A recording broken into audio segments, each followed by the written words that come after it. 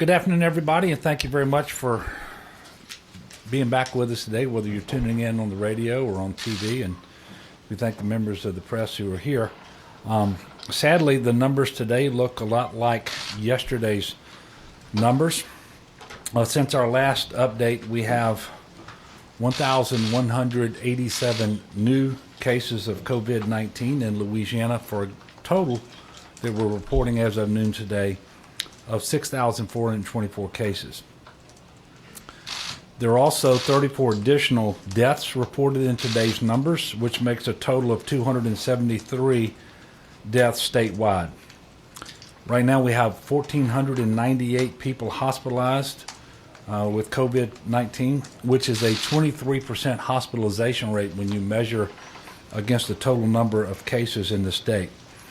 Of those individuals in the hospital, 490 of them are on ventilators, which is about what we would expect based on the experience in other countries and in other states, that about 30% of the individuals who have to be hospitalized because of this disease will require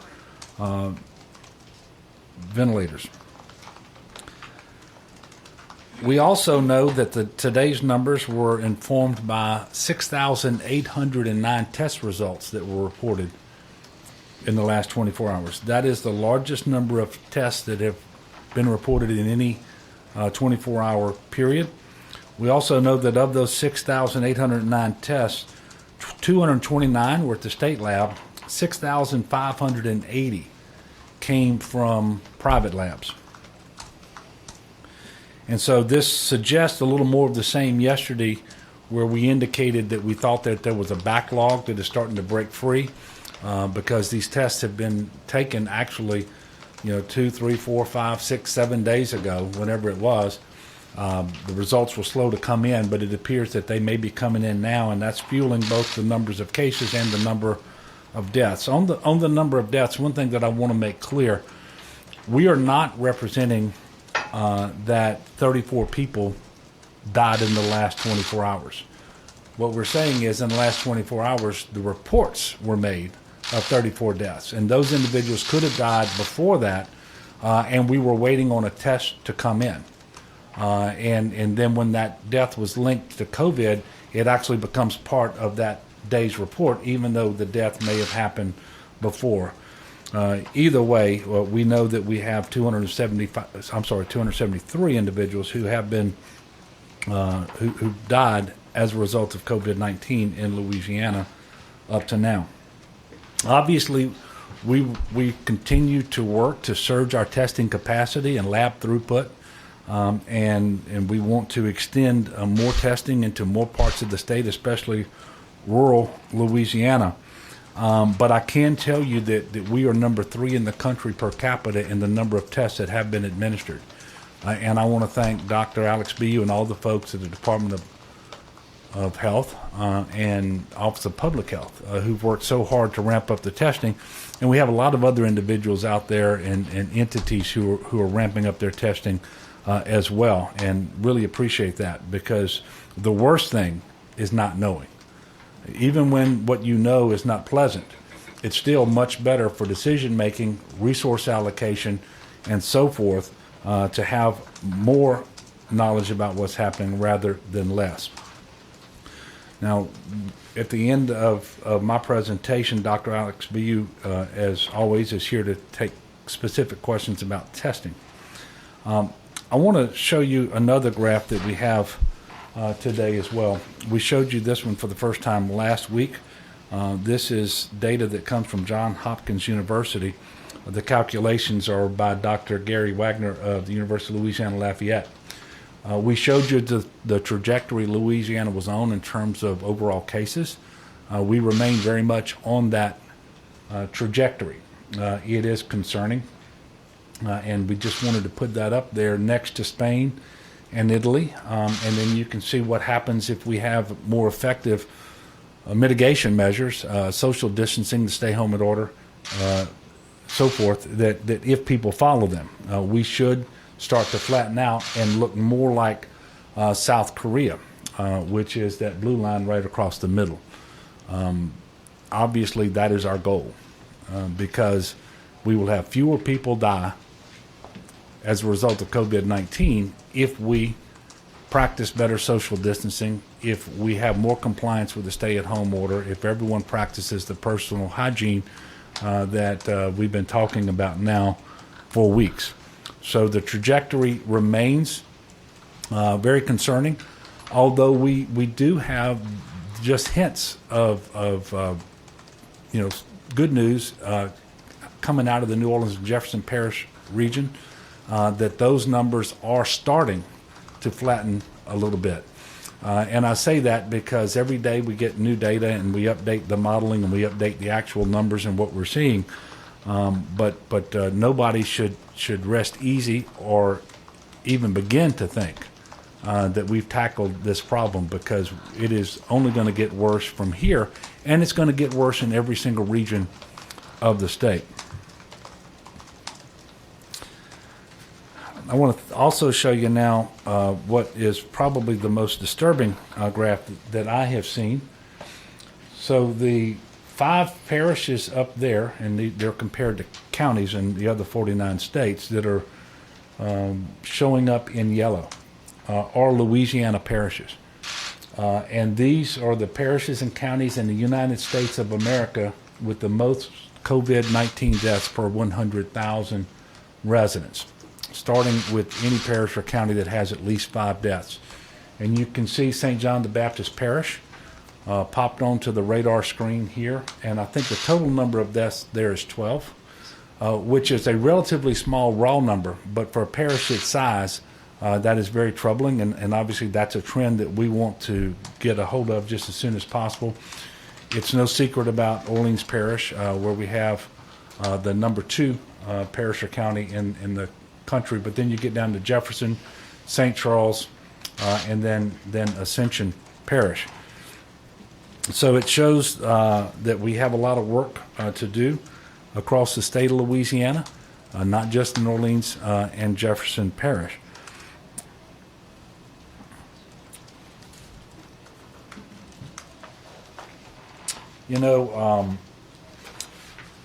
Region 3 has popped up on our radar today from the modeling that we're doing. And Region 3 is St. Mary, Assumption, Terrebonne, Lafourche, St. James, St. John, St. Charles.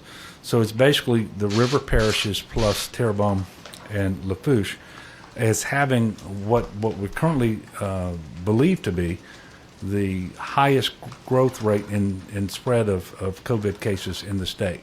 And so I wanted to specifically address that.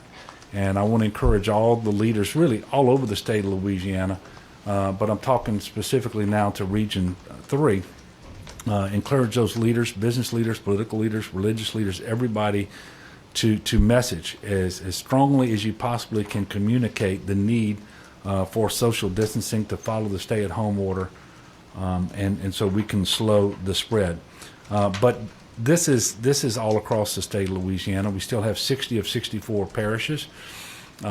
If you look at that map that was up there at the beginning, and you may be tempted if you live in West Carroll or Caldwell or Cameron or Tensall to believe that you don't have a problem.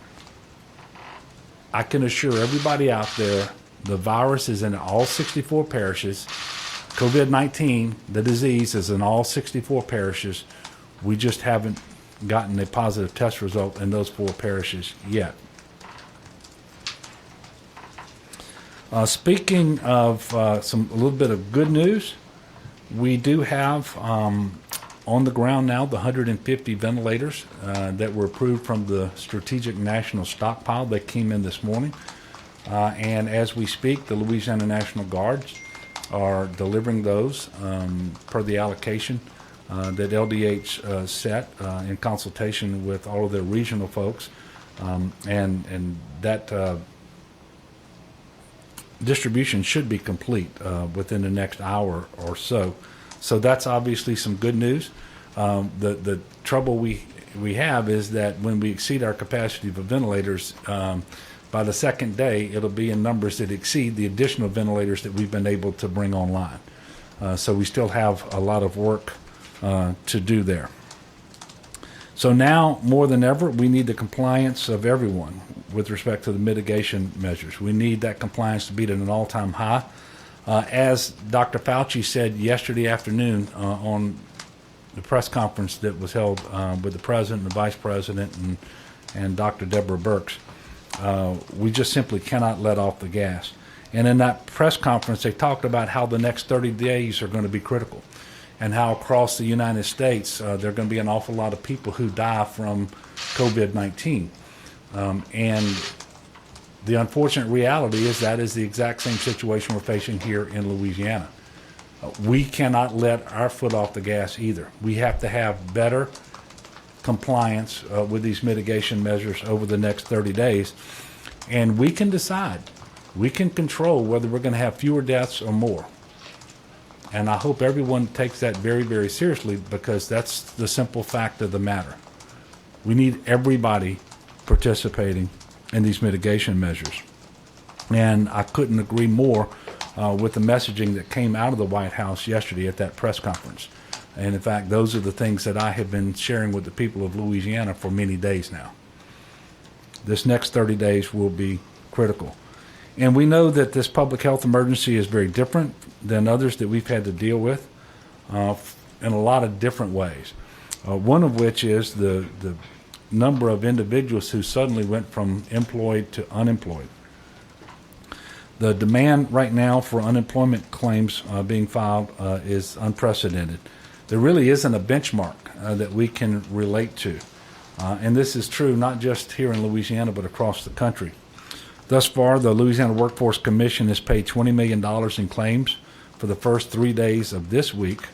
Prior to the COVID-19 situation, total weekly benefits paid averaged about $2.5 million for the entire week. Individual filings for unemployment insurance benefits has increased from an average daily call volume of 257 from the first week of March to about 7,750 average daily calls presently. We know that because of this increased call volume, it's taken many people multiple times to get through. We ask you to be patient and bear with us. Staff are working, and they've extended their daily hours at the Louisiana Workforce Commission until 7 p.m. Nearly 300 additional staff have transitioned into the unemployment insurance operations. The third-party host server has added capacity. The phone capacity has increased as well. So please be patient. Know that we're working hard as possible to take care of everyone who needs to be helped. On another note, speaking of help, we do have a little bit of good news that I want to share with you, and it's why Secretary Don Pearson is here with me to announce a new program and to take questions at the completion of my prepared remarks if you have them about this program. But the new Louisiana Loan Portfolio Guarantee Program is a $50 million fund that will provide loans of up to $100,000 to small businesses with fewer than 100 employees. This program, which we're calling LPGP for short, is a partnership between Louisiana Economic Development, the Louisiana Bankers Association, and the Louisiana Public Facilities Authority. Each of these partners is playing an instrumental role in making working capital available quickly to Louisiana small businesses so that those firms may remain viable and retain their workers. LED has organized the program and will provide a loan guarantee to participating banks, which will be 20% of the loan amount, up to a total aggregate amount for LED of $10 million. The Louisiana Bankers Association is endorsing the program and encouraging participation by its member banks. And the Louisiana Public Facilities Authority, which has issued over $27 billion in bonds throughout our state since 1974, will actually manage this program. We will emphasize providing loans quickly to Main Street and rural businesses across Louisiana. There is no interest applied and no payments due for the first 6 months. These loan decisions will be made by local bankers who know their communities and know these businesses and these business people. After the first 6 months, interest rates will be no more than 3.5%. So if you're a small business owner impacted by COVID-19 and you're in need of immediate working capital, please go to LED's website at opportunitylouisiana.com, opportunitylouisiana.com, and click on the COVID-19 Business Resources Guide. We will be posting the names of participating banks there, and you can get in touch with one of those banks directly to apply. I am proud to say that we have over 30 Louisiana banks indicating their interest to participate in this program at the present. If you're a bank and you would like to participate, send an email to ledsmallbizloans@la.gov. That's ledsmallbizloans@la.gov, or you can call 225-342-1940. I want to make another important point about this new loan program led by the state of Louisiana. This program will not compete with federal SBA assistance. It will complement the SBA economic injury disaster loans that are becoming available and the SBA Paycheck Protection Program loans that are also being teed up. And I want to thank Secretary Pearson, who's worked so hard over the last number of days in order to stand this program up so quickly, to get the Bankers Association on board, to start to get these banks, some 30 of them now. We do expect that number will increase. And if we see the need to, we believe we can scale this program larger. We just wanted to put something out initially to gauge interest and see what the need is out there, because we want to do everything we can to protect small business in Louisiana and make sure that they can survive what is obviously a very difficult period for many of them. So, Don, thank you so much for your work on this. I also want to thank the Bankers Association and the Louisiana Public Facilities Authority for committing their time and resources to help Louisiana small business community during what is obviously a time of great need. I think it sort of goes without saying, here it is, April the 1st. This April will be different than Aprils that we've experienced, up to this point in our lives, I suspect. The weather's going to be beautiful, but we're not going to have the festivals, the celebrations, and that's unfortunate, but it is just the reality of the situation. I'm asking people to find new ways to enjoy fellowship during this time. There are other ways to stay connected. You can do this whether you're pursuing an education, whether you are working your business, or whether you're working from home, whatever. But you can do this with family members as well.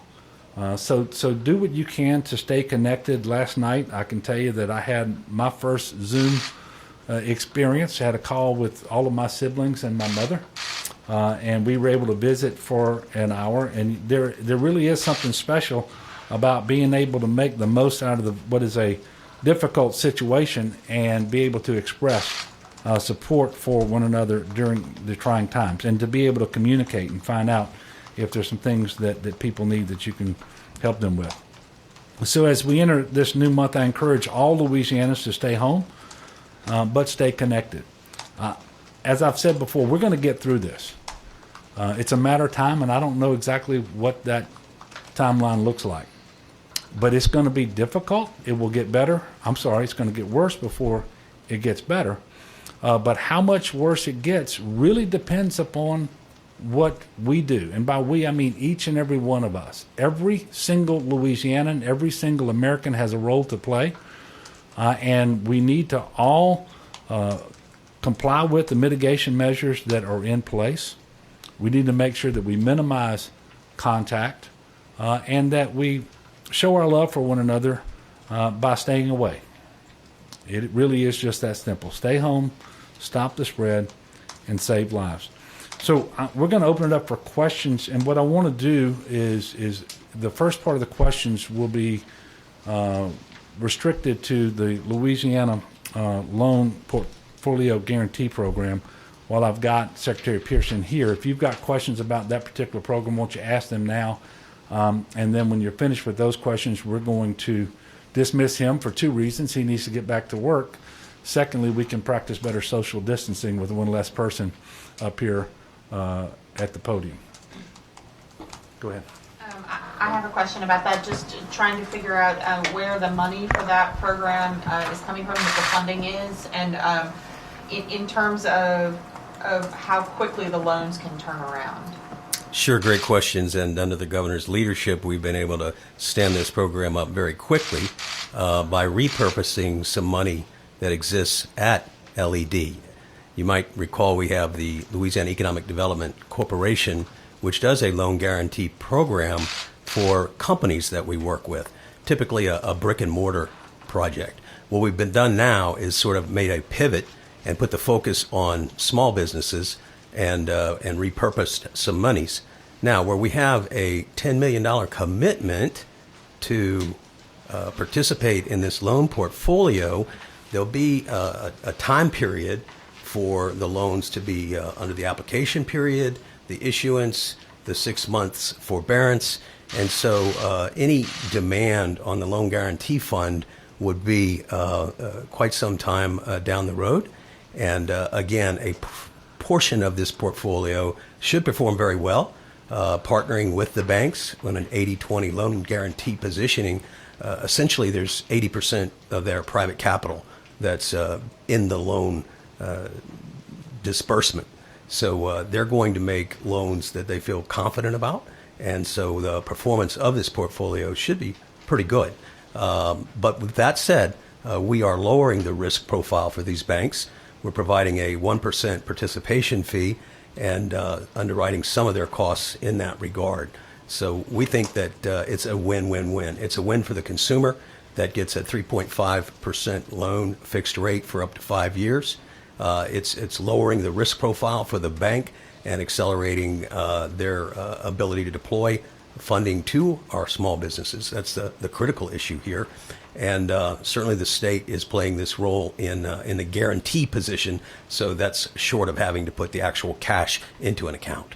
So, Secretary, the banks themselves will loan the money? Affirmative. So you're just guaranteeing it through your $10 million fund? We're making we're giving some comfort to the banks and making the decision at the loan officer level. They'll do the underwriting, they'll do the credit analysis, they will administer the entire loan experience with that customer. So we're not waiting for any guidance out of Washington. There's not some other may-I that you've got to come back to the state for. This is enabling the people on the front lines, those loan officers, to make those decisions and deploy this capital. Secretary, so if you do participate, if you're a small business and you do participate in any of the loan programs through the federal government, you can still participate in this as well? Certainly, you can participate in our program without question. As for any influence or impacts that will have on eligibility at the SBA level, they'll have to get that guidance from their loan officer. Any other questions for the Secretary? I just want to echo the governor's remarks in that we're grateful for the team effort of the Louisiana Bankers Association, LPFA, who have all reacted very quickly, done work with us on the weekends to make this roll out as fast as possible, knowing that time is of the essence to our small business community out there. Thank you. Thank you, Don. Okay, I'll take your questions, and as I mentioned earlier, Dr. BU is here to take questions on testing. Yes, sir, Greg?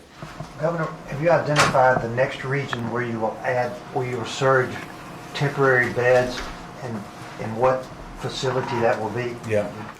First of all, the answer is no.